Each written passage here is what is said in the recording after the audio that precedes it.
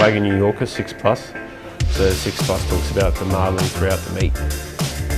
Marbling is the amount of fat that actually goes through the muscle. So it's monounsaturated fat, so like an avocado, you can eat a lot of it and get healthier. And basically it produces the butteriness effect. If you ever had Wagyu before, it's amazing. This is an unfrenched ribeye on the bone. So as you can see the marbling difference. This is a 6 Plus New Yorker Wagyu.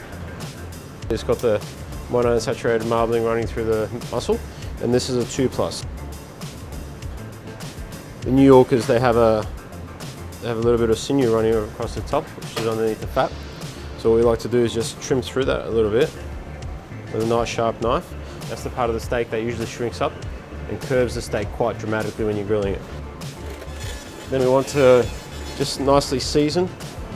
So this will help bring out the monounsaturated fat so it sears itself within its own fats there.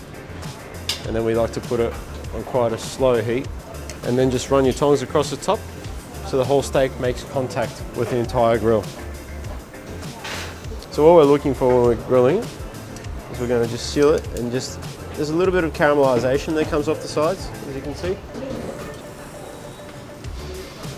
So we know when to turn a steak by looking at how it's cooked and the caramelization that's starting to appear on the bottom side. So we've got our Wagyu New Yorker beautifully rested now. So it's really good to rest any cut of meat half the time of the cooking time. So if this took 10 minutes to cook, we want to rest it for 5 so the muscle isn't tough anymore.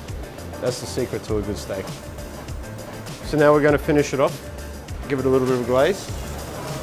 Butter is the trick to all steaks. And then we point it down towards the grill to give it a little bit of a flash. And we finish it off with a little bit of salt.